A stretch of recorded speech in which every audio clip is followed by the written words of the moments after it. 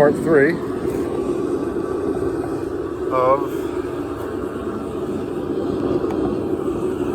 the Billhook trench sword anthology. Now the Billhook is usually a pole arm, and I mean, I'm not a historian, but I think it was a tool used by farmers, you know. So it's a blade that kind of comes out on a 90 degree for maybe harvest and stuff. But you know, during the wars and stuff, they would send the peasants out to war, and they'd give them these, you know, they would just take their tools and stuff, their farming tools, and then they modified it into a billhook, I guess. I don't know, but this is going to be like a handheld billhook, and I am going to do the backspine because it just would look naked without it, and that's what was drawn, and that's what we're going to get.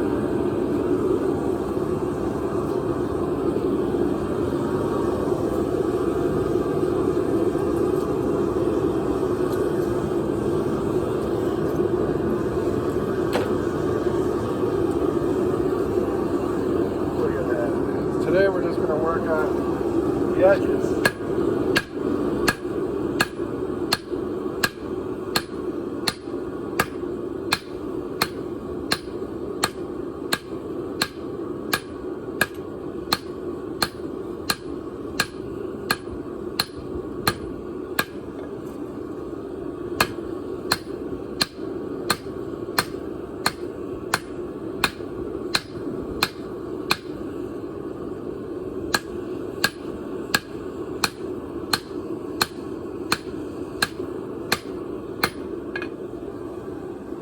See how thick that is.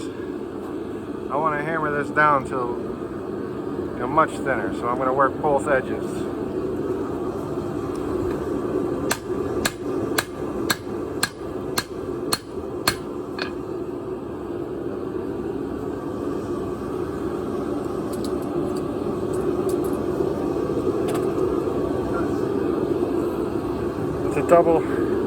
It's a double-edged sword. See, I'm gonna have to print a picture so I can, you know, point to the picture. I didn't want to bring the iPad out here because it's my daughter's and I don't want to break it. So I'll have to print a picture and get, you know, so I'll have something to reference every time I talk about it. Because right now all we got is that thing, and it reminds me. I assume it's from Warhammer 40K, which admittedly I don't know much about. But it looks like a pretty crazy game, and this is what that sword, I think, would fit right into the game there.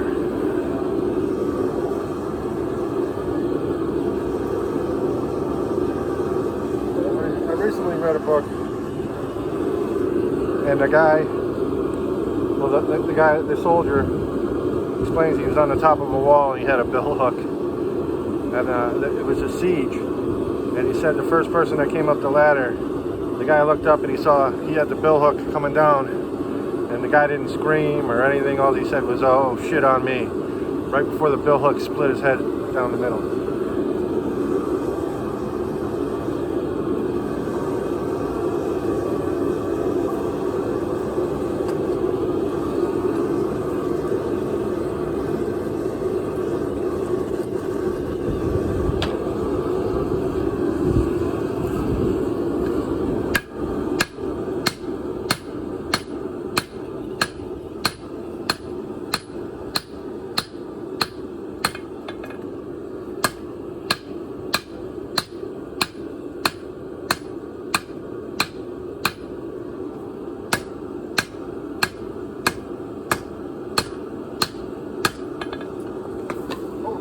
Hot metal.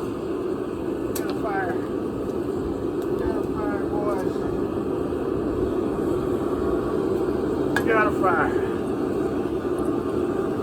I said, oh Lord Jesus, there's a fire. I don't know if you've ever seen that video.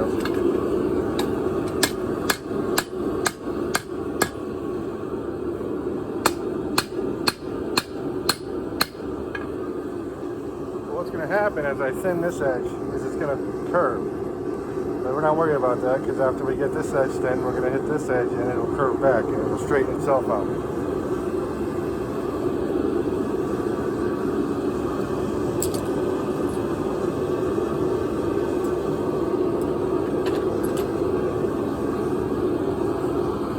a lot of hammering involved in this project. So, I mean, and hammering is really my therapy, like I said, as I quit drinking. And, you know, I mean, I was the type of guy at the end there where I was drinking 9 o'clock in the morning, you know. So, that's how I was getting through the day, you know. That's not good. It's not good to be like that. This is much better. So, you know, I work all day just so I can come home, you know, and do this for an hour, 2 hours a night, you know, 3-4 hours on the weekend. But I have some questions you can answer in the comments. When it comes to the grinding, that's just boring, you know. I mean, should I just show the whole thing unedited of me grinding, you know, because there's not much time for me to talk during that because it's just constant grinding? Or should I just record it and show it in fast speed and put music behind it? What do you think?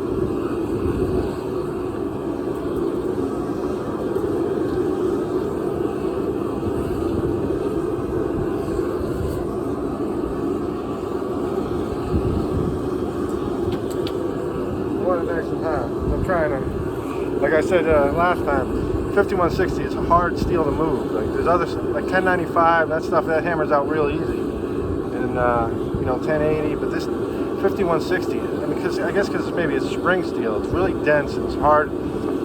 It's hard to get it, you know, you gotta really work it. And I don't have a power hammer. I just got the old 4-pound handy sledge. So,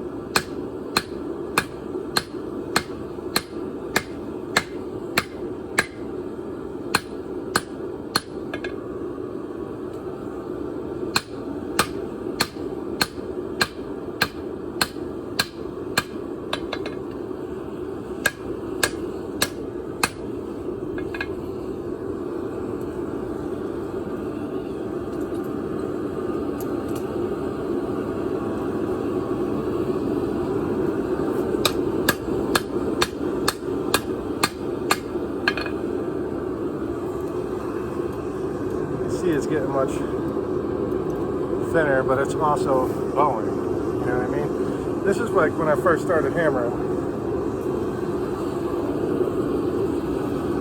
I guess they call that the edge, chasing the edge. I would do that, and it's really hard to get a, you know, until you realize that you could just work it, you know, all in any time. You know, you could just keep working it. I mean, you could overwork it, but you know, the first few always getting that, and I didn't have a forge like this, so it took me a lot. It was just a screwed up setup. So if you're wanting to do this, watch this, and we'll show you how to get it going, you know, from a total beginner, you know, because I didn't know what I was doing, and now, look at me, I'm making a mess.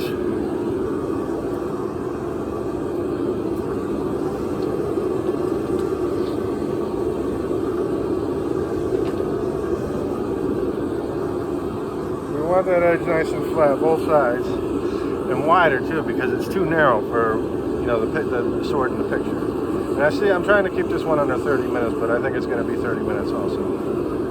I know it's tough to watch, you know, me just hammer the same. It looks like I'm doing the same thing over and over because I, you know, basically am.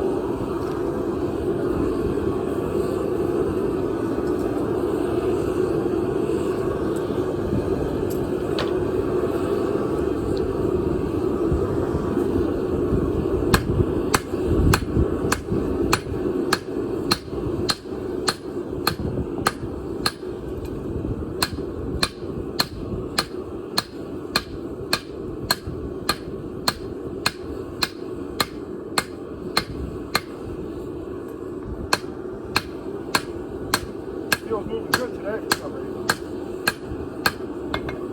Good, moving good.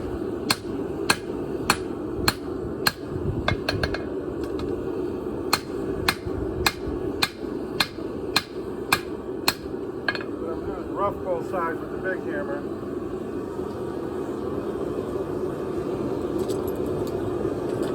And I'll switch it up. The old flat stone here. So, you know, it wasn't always all doom and gloom when I was drinking. I mean, I used to have a lot of fun drinking, you know, when I had it under control. I could drink a beer, you know, just like that. As fast as I could pour it down my throat. And, you know, I used to do this because if my wife didn't like me drinking, so I'd go to like Disney or whatever. I'd order a beer, they'd give it to me, and I would just drink it right there. Boom, put the cup down. And they'd be like, oh my gosh, could you do that again? And they give me a free beer. And this happened to me, you know, everywhere, restaurants, you know. And there was this one bar I used to go to. It was like a microbrewery, and the guy tried to get, you know, he'd get all these beers in just to try to make it so that, you know, see if I could down it in one shot. And some of them were pretty tough.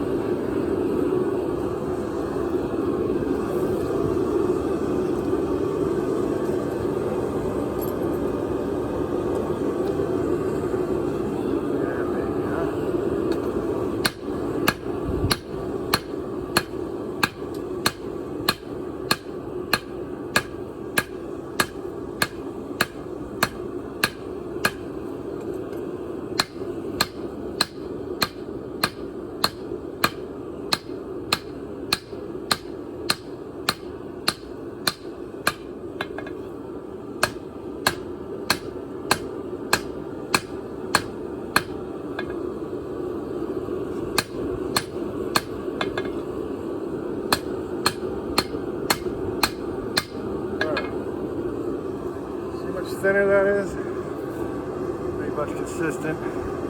Now I'm going to work this side. See how bowed it is? Watch what happens when I work the other side.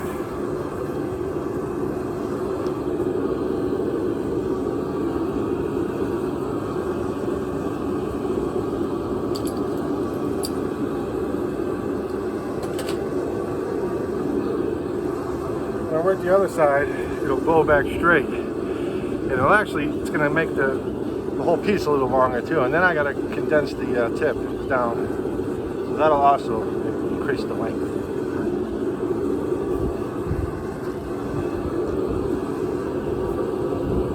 Yeah, it's nothing to be proud of, but I was, oh shit, now I'm locked in here. The gate, it's got the thing on the other side and it just shut with a gust of wind. But you know, I could drink pretty good. I could drink with the best of them. The thing to do at Epcot is to drink your way around the world. I did that a couple times. I did it once in 3 hours, which I do not recommend.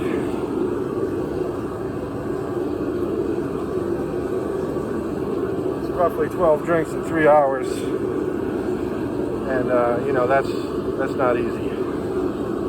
That's tough.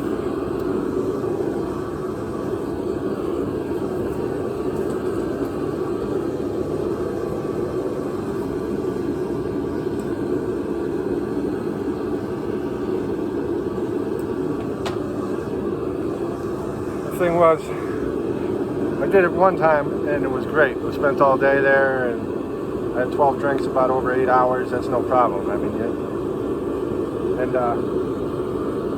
we stayed even a little later probably. So that was fine. We had a great time. We talked to people in every country. We did all the things because the kids had this thing where they get a stamp in every country. So I had time to get a drink. And then the second time we went, my wife didn't want me drinking. So she thought if she just like bowled her way through all 12 countries, I wouldn't have time to get a drink in every country. But that definitely wasn't the case.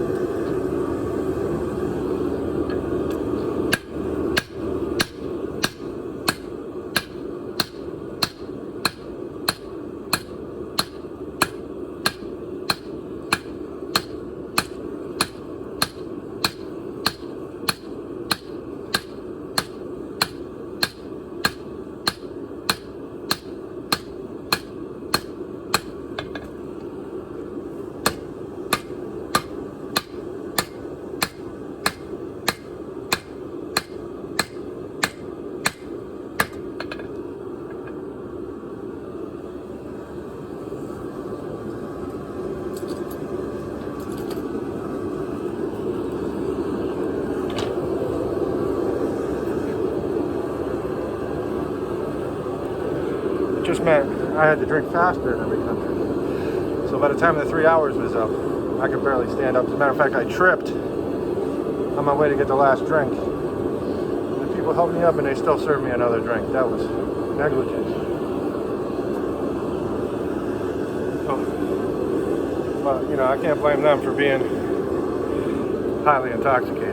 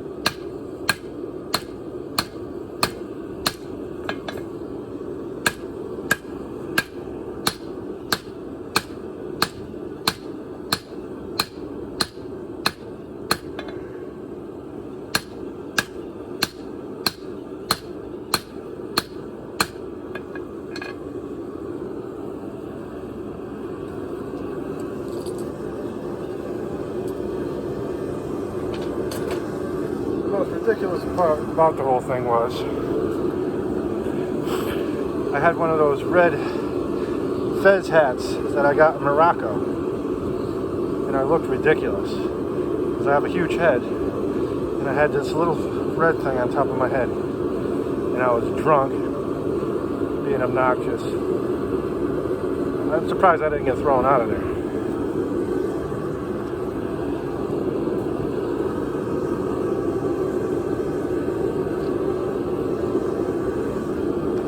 I may make some people angry beating on steel in the backyard over here, but that's why another reason why I try to keep it around a half hour per session.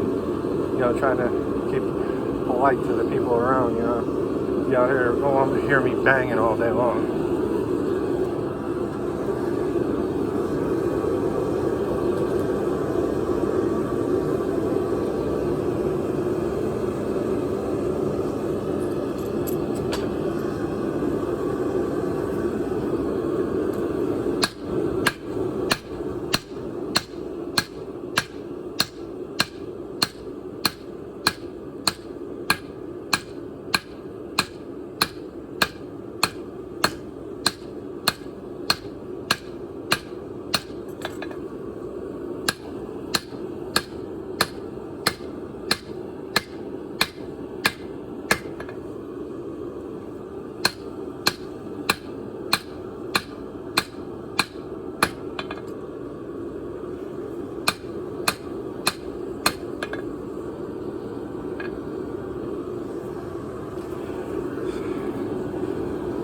See how much wider it is now?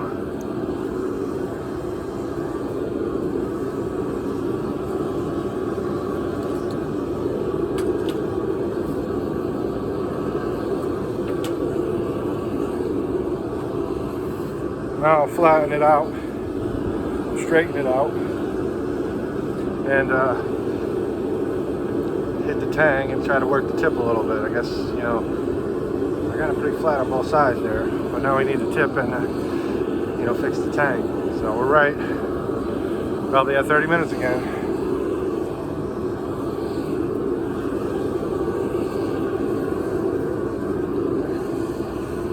Yeah, so I mean, alcohol is not, I guess I just don't get along with it, you know.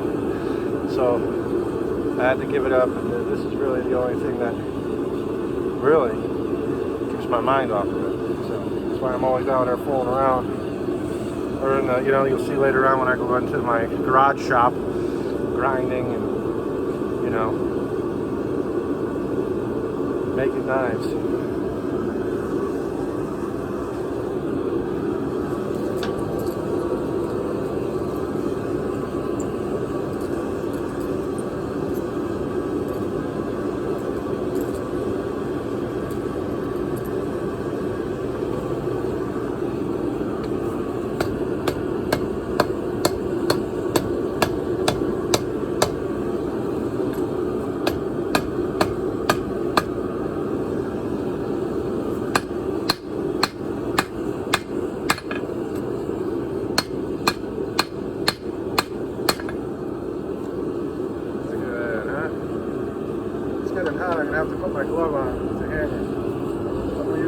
flatter hammer now.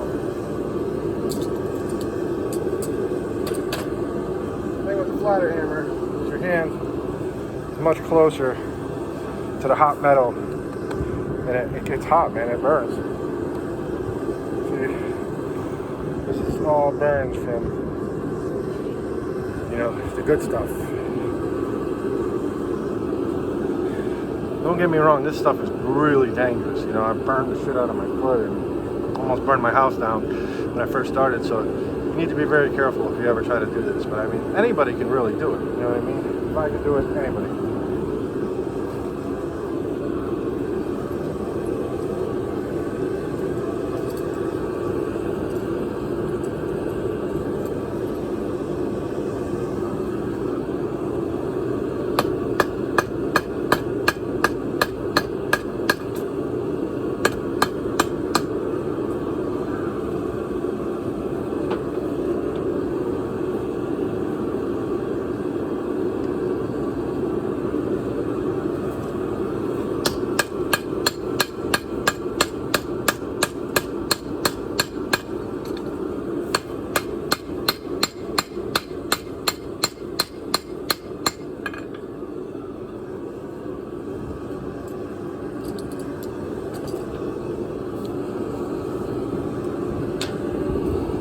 Doing with this thing is just giving me that flat surface every time. You know, flat that sits on the hammer, on the anvil. You know, between that and the anvil, I'm getting a nice flat surface.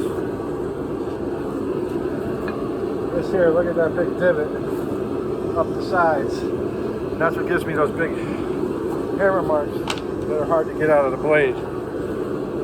So what I'm gonna try to do is you just flatten it out with this. You know what I mean?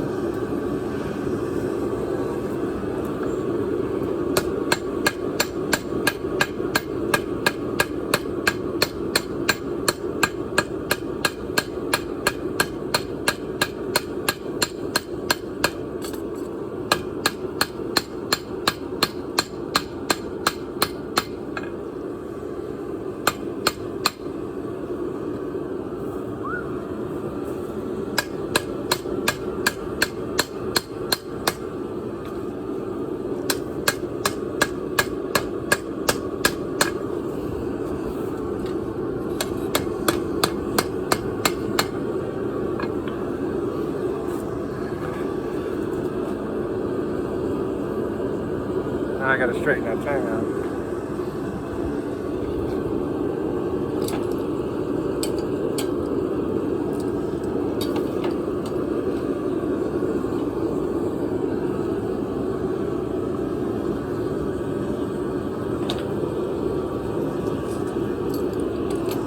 But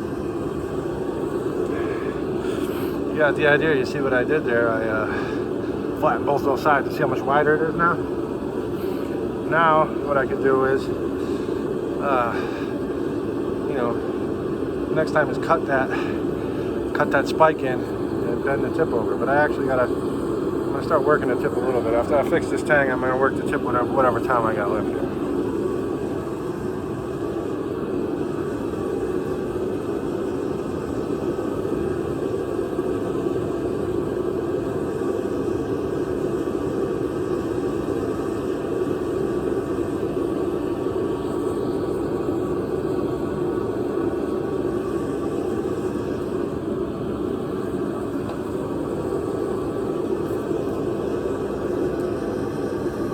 For a more beautiful day like today. It's gorgeous out today. I'm sweating over here.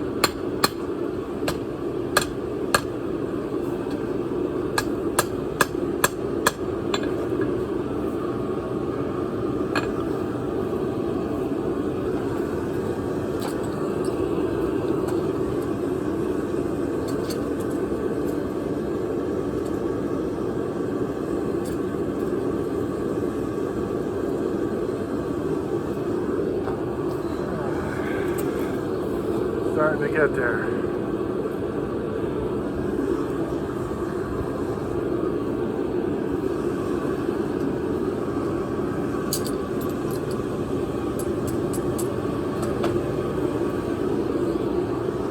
Now I'm just going to hammer the tip a little more flatter on the sides, and we'll see. We'll see what happens. Almost done here.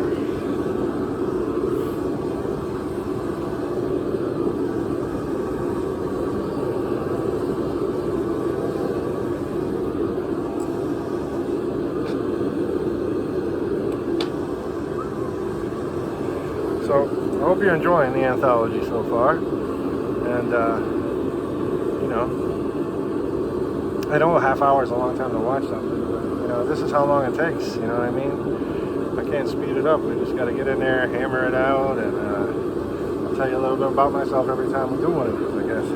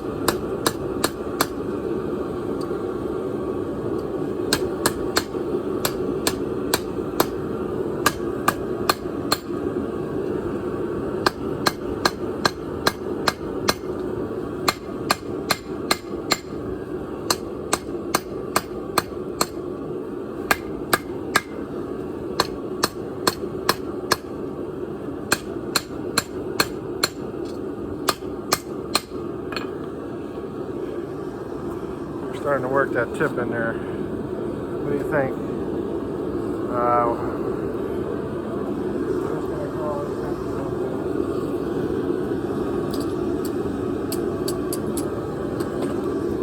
Hope you liked it.